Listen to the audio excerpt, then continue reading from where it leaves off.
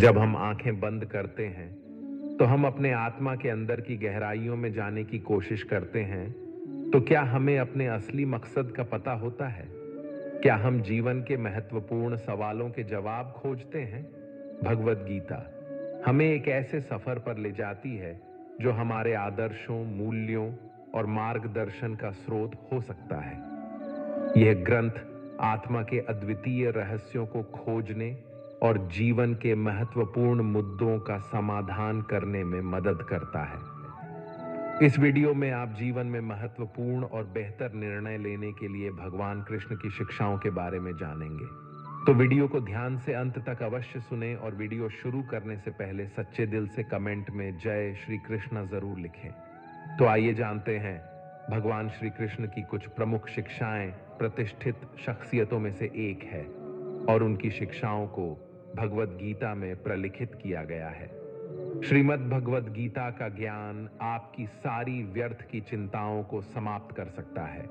गीता का ज्ञान मन की हर परेशानी और अशांति को नष्ट कर देता है।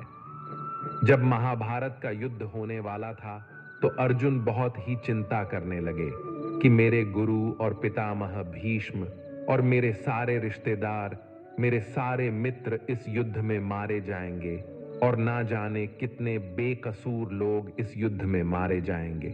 ना जाने कितनी स्त्रियां विधवा हो जाएंगे। सब कुछ बर्बाद हो जाएगा। इस हस्तिनापुर की रौनक ही खत्म हो जाएगी। इन सबको मारकर अगर मैं जीत भी गया तो उस जीत का मतलब ही क्या, जहां अपने ही ना रहे।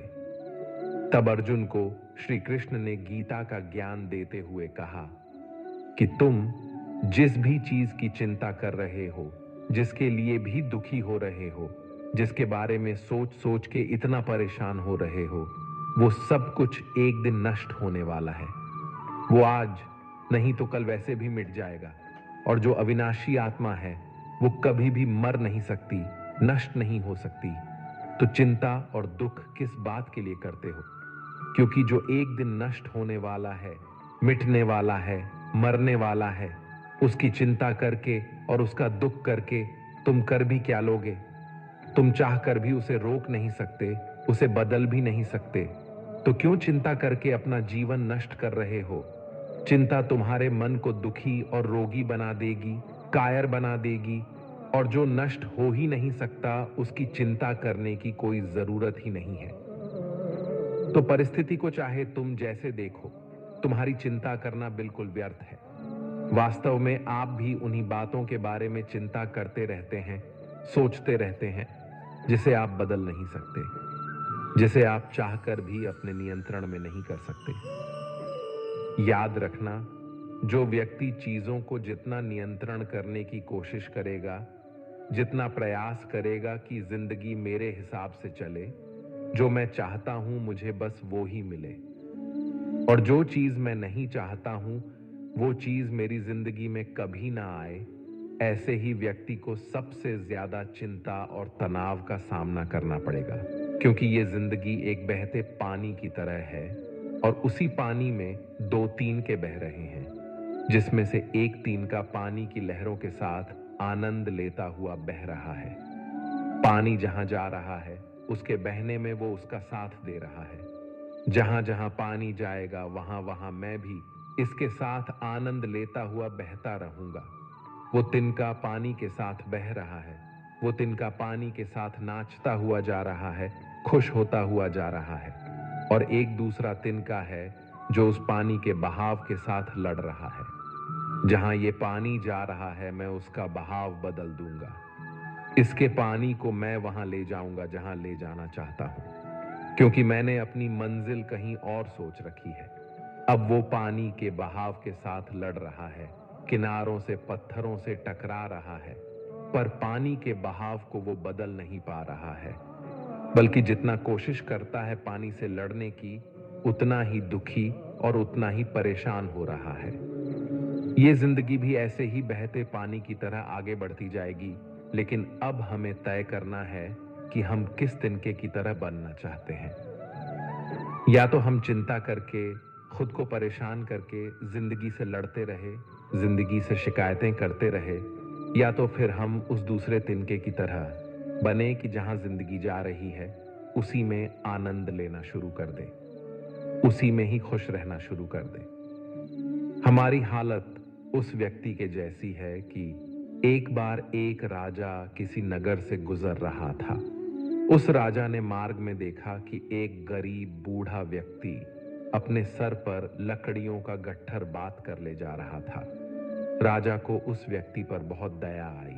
राजा ने उस व्यक्ति से कहा कि तुम इतनी गर्मी में इतना बड़ा लकड़ियों का गट्ठर सर पर लेकर जा रहे हो, पसीने से लथपथ पड़े हो। फिर राजा कहता है कि आओ मेरे रथ पर बैठ जाओ और तुम्हें जहां जाना है मैं तुम्हें छोड़ दूंगा। तो वो व्यक्ति कहने लगा, महाराज, मैं बहुत गरीब आदमी हूं, मैं आपके रथ पर कैसे बैठ सकता हूं? मैं तो आपके आगे बहुत छोटा हूं। राजा ने कहा कि मैं छोटा, बड़ा, अमीर, गरीब नहीं मानता। मनुष्य को मनुष्य की मदद करनी चाहिए। अगर हमारे पास कोई ज्यादा है और अगर किसी को जरूरत है तो उसे वो चीज जरूर देनी चाहिए। तुम भी एक मनुष्य हो और मैं भी एक मनुष्य हूं, और अगर एक मनुष्य दूसरे मनुष्य की पीड़ा को नहीं समझेगा तो वो मनुष्य नहीं है, वो एक पशु के समान है। इसीलिए तुम मेरे रथ में आ जाओ, मैं तुम्हें तुम्हारी मंजिल पर छोड़ दूंगा। राजा के ऐसा कहने पर वो व्यक्ति राजा के रथ में बैठ गया। जब वो रथ चलने लगा तब राजा ने देखा कि व्यक्ति के सर से अभी भी पसीना बह रहा है। तब राजा ने गौर किया कि उस व्यक्ति ने अपने सर से वो लकड़ियों का गट्ठर उतारा ही नहीं है। राजा ने बोला, तुम अपने सर पर से ये लकड़ियों का गट्ठर लेकर क्यों बैठे हो? अब तो तुम मेरे रथ में सवार हो, ये लकड़ियों का गट्ठर मेरे रथ पर रख दो और तुम आराम से बैठ जाओ।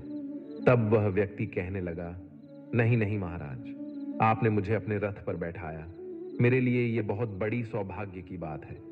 मैं अपने लकड़ियों का वजन आपके रथ पर बिल्कुल नहीं आने दूंगा। तब उस राजा ने यह सुनते ही अपना सिर पकड़ लिया। यही कहानी हम सबकी है।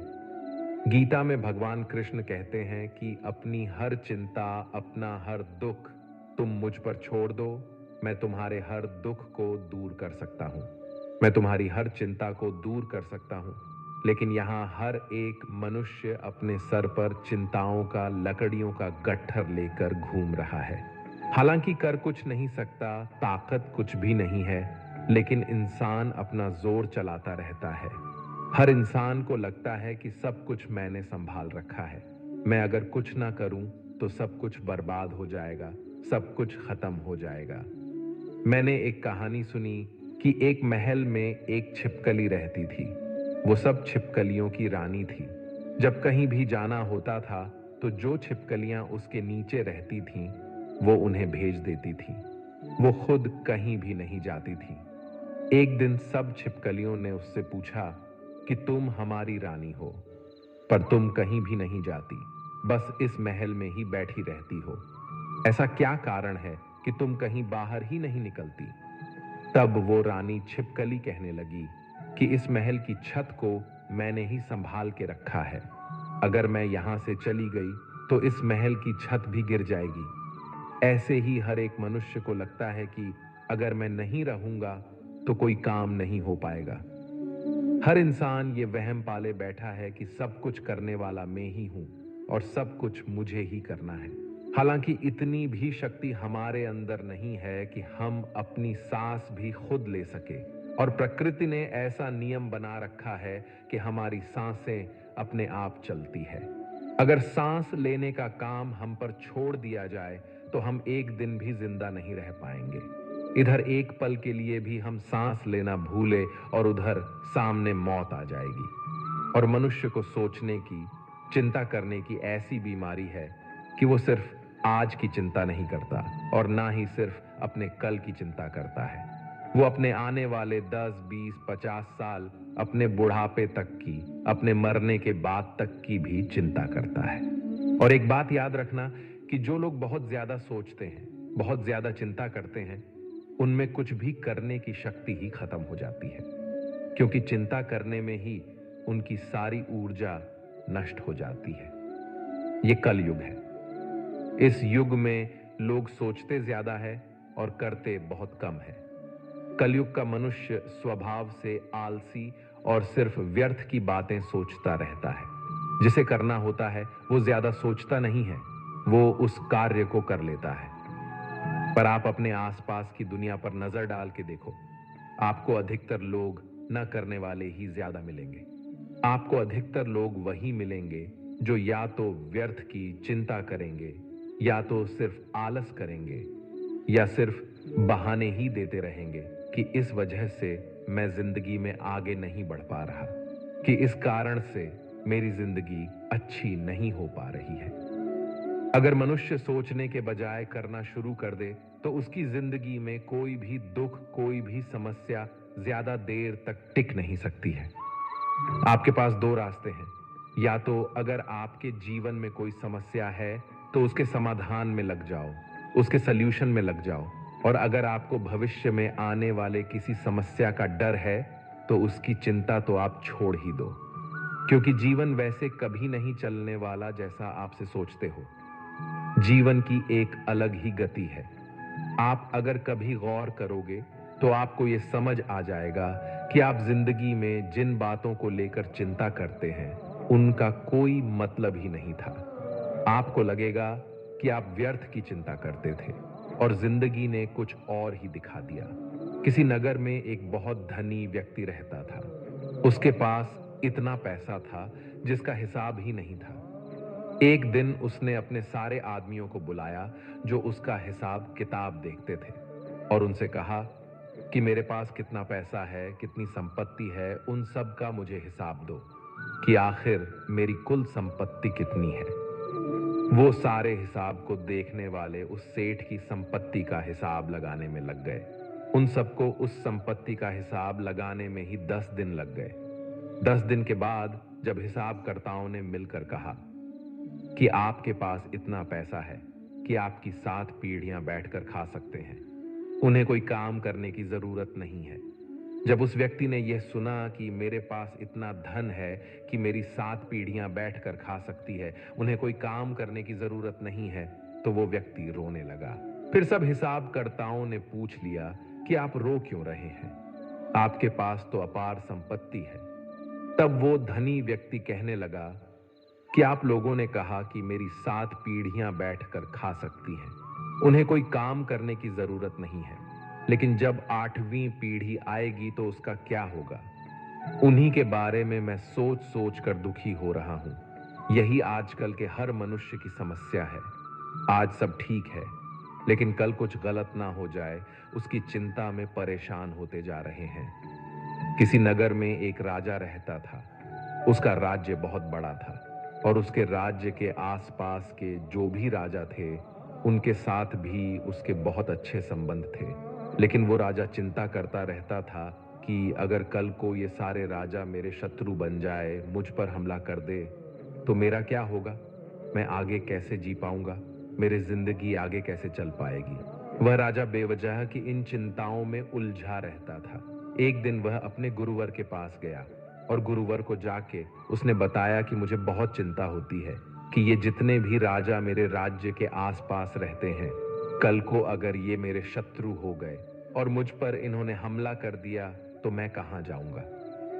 गुरुवर उस राजा का मन समझ गए और उन्होंने उस राजा से कहा कि तुम्हारे नगर में एक महिला रहती है, तुम उसके पास जाओ, उसे बहुत सारा धन और बहुत सारा अनाज देकर आओ, तो तुम्हें तुम्हारी समस्या का समाधान मिल जाएगा। वो राजा बहुत सारा सोना लेकर, बहुत सारा अनाज लेकर उस महिला के पास गया। उसको दान देने के लिए जब राजा उस महिला के घर पहुंचा तो राजा ने उस महिला से कहा कि ये सारा धन को तुम रख लो, ये सारा अनाज भी तुम रख लो, उसके बाद तुम्हारा जीवन बड़े आराम से गुजरेगा।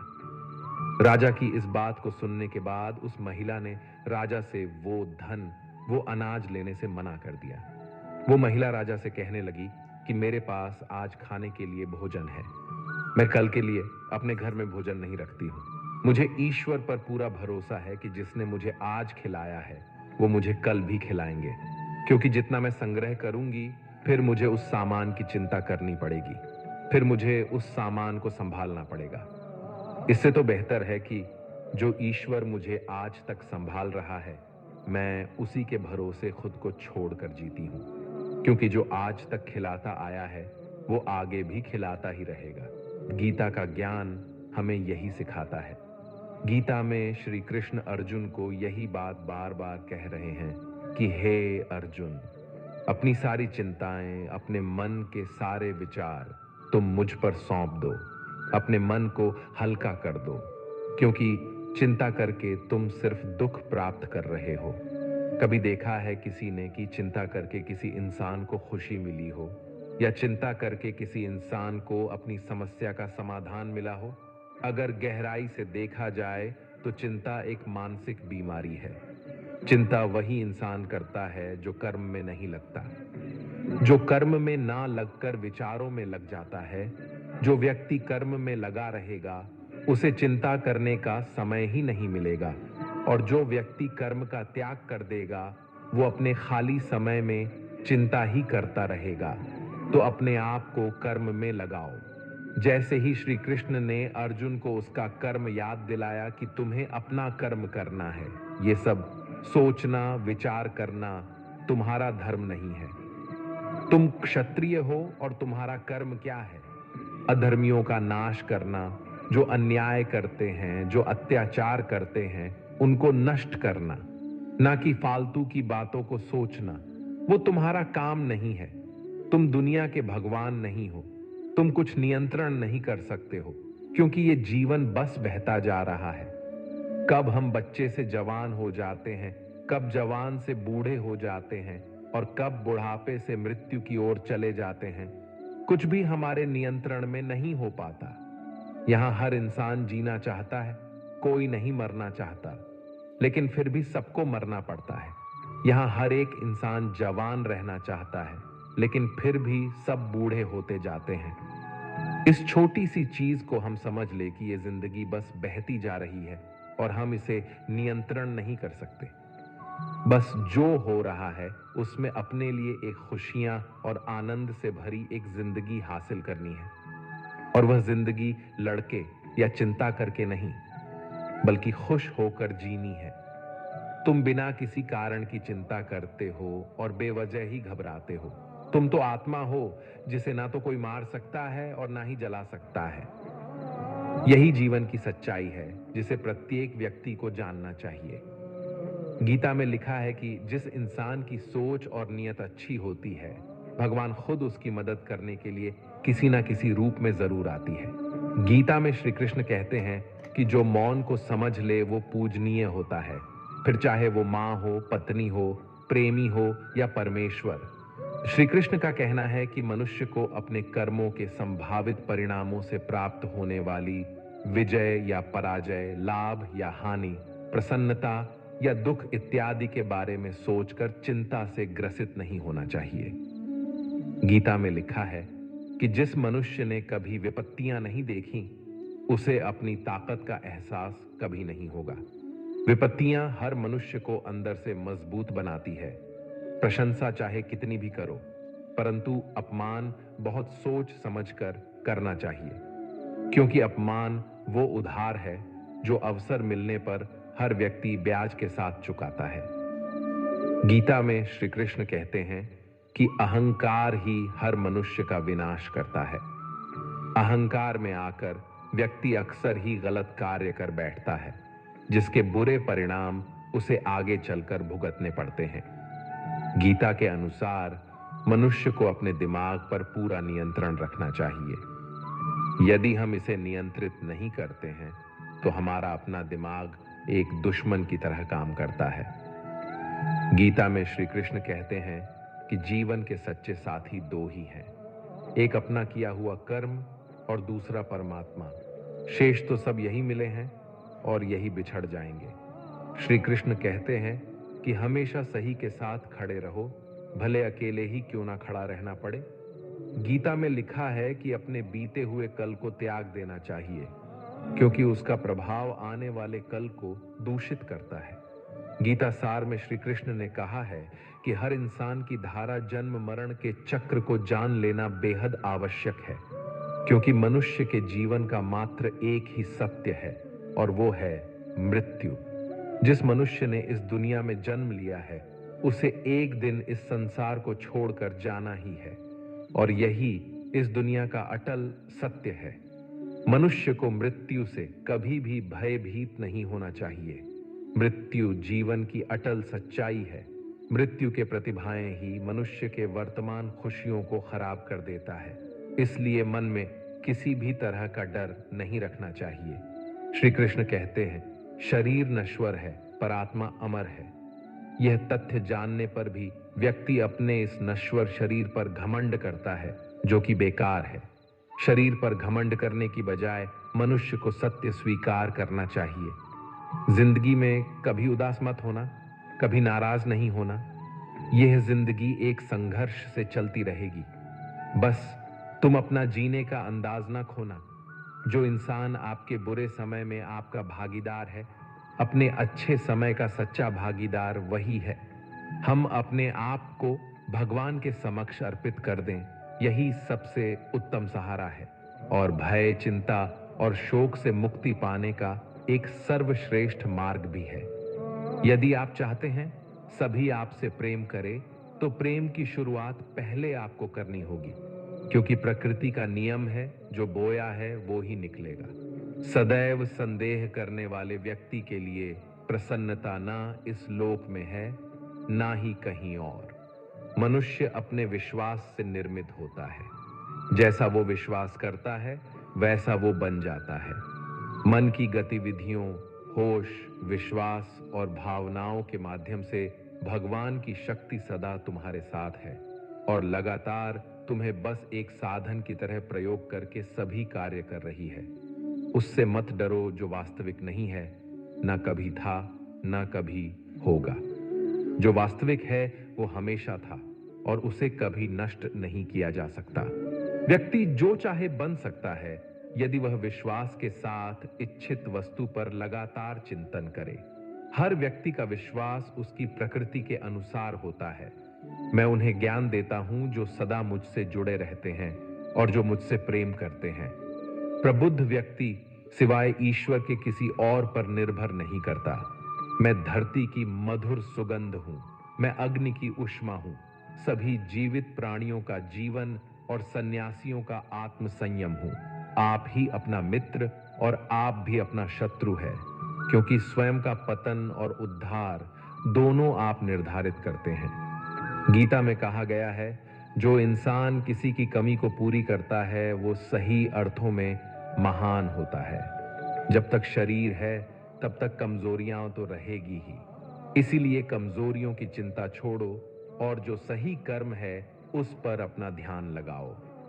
किसी का अच्छा ना कर सको तो बुरा भी मत करना, क्योंकि दुनिया कमजोर है लेकिन दुनिया बनाने वाला नहीं।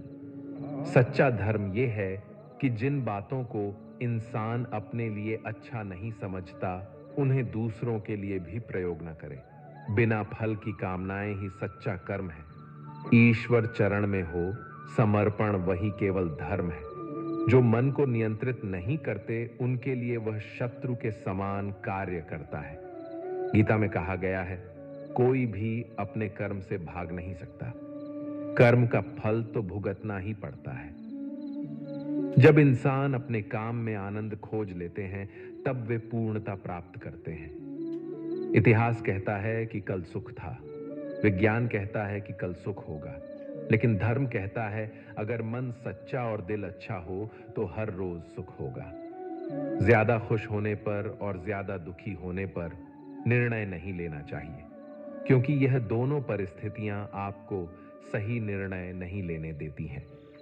कार्य का अत्यधिक महत्व होता है और व्यक्ति को हमेशा परिणामों की चिंता किए बिना पूरे समर्पण के साथ काम करना चाहिए। इच्छाएं आती हैं और चली जाती है, लेकिन आप एक निरपेक्ष साक्षी बने रहे और बस इसका आनंद लें। इच्छाएं किसी व्यक्ति को कभी परेशान नहीं कर सकती। भगवान हमेशा हमारे साथ और आसपास होते हैं। इससे कोई फर्क नहीं पड़ता कि हम क्या कर रहे हैं। दुष्ट लोग केवल समझाने मात्र से समझ जाते तो यकीन मानो महाभारत का युद्ध कभी ना होता। फल की जिज्ञासा छोड़कर कर्म करने वाला इंसान ही सदैव अपने जीवन को सफल बना पाता है। उन लोगों के लिए जिन्होंने खुद पर विजय प्राप्त की है, आत्मशक्ति उनकी दोस्त है, मगर यह उन लोगों के लिए दुश्मन है जिन्होंने कभी खुद को नहीं पाया है। जिस इंसान को आपकी कदर नहीं है, उस इंसान के साथ खड़े होने से अच्छा है आप अकेले रहे। आप कभी भी अपने जीवन में कामयाब नहीं बन सकते अगर आप अपने अतीत को याद करके परेशान रहते हो। वासना, क्रोध और लालच नरक के 3 दरवाजे हैं। हर व्यक्ति का विश्वास उसकी प्रकृति के अनुसार होता है। मैं उन्हें ज्ञान देता हूं जो सदा मुझसे जुड़े रहते हैं और जो मुझसे प्रेम करते हैं। मेरी कृपा से कोई सभी कर्तव्यों का निर्वाह करते हुए भी बस मेरी शरण में आकर अनंत अविनाशी निवास को प्राप्त करता है। बुद्धिमान व्यक्ति कामुक सुख में आनंद नहीं लेता।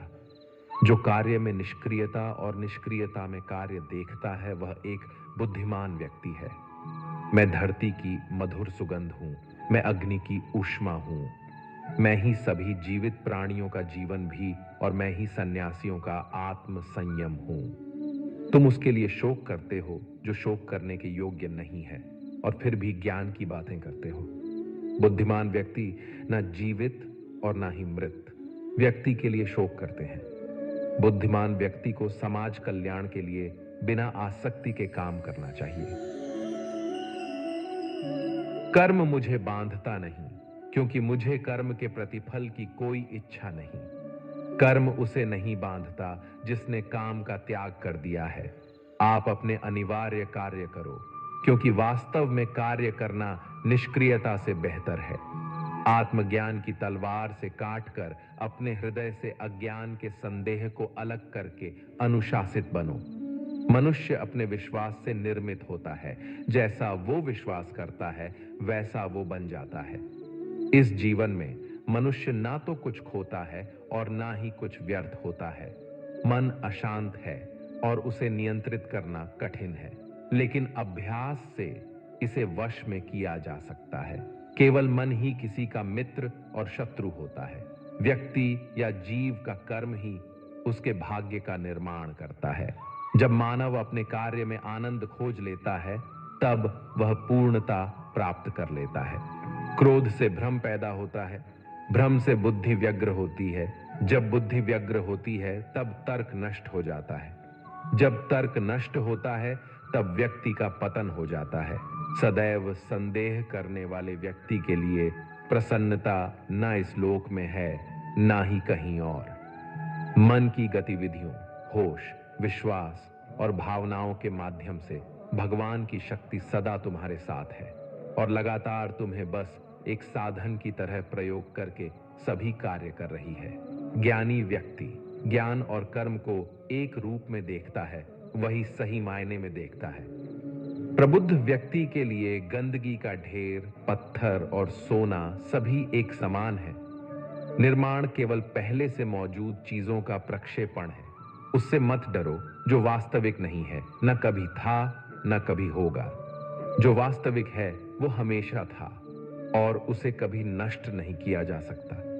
जन्म लेने वाले के लिए मृत्यु उतनी ही निश्चित है जितना कि मृत्यु होने वाले के लिए जन्म लेना। इसलिए जो अपरिहार्य है उस पर शोक मत करो। जो मन को नियंत्रित नहीं करते उनके लिए वह शत्रु के समान कार्य करता है। भगवान या परमात्मा की शांति सिर्फ उनके साथ ही होती है जिसके मन और आत्मा दोनों में एकता हो, जो इच्छा और क्रोध से पूर्ण रूप से मुक्त हो एवं जो अपने अंदर की आत्मा को सही मायने में जानता हो। हर व्यक्ति श्री कृष्ण से जुड़ा है और श्री कृष्ण हर व्यक्ति से जुड़े हैं। वही हमारे आदि, मध्य और अंत है। ठंड या गर्मी, सुख या दर्द का अनुभव, ये अनुभव क्षण भंगुर है। वे आते हैं और जाते हैं, उन्हें धैर्यपूर्वक सहन करें। समय हमेशा चलता रहता है, कभी रुकता नहीं। यदि आज बुरा समय है तो कल अच्छा होगा। इसलिए आप बिना किसी स्वार्थ के सिर्फ कर्म कीजिए, फल समय खुद देगा।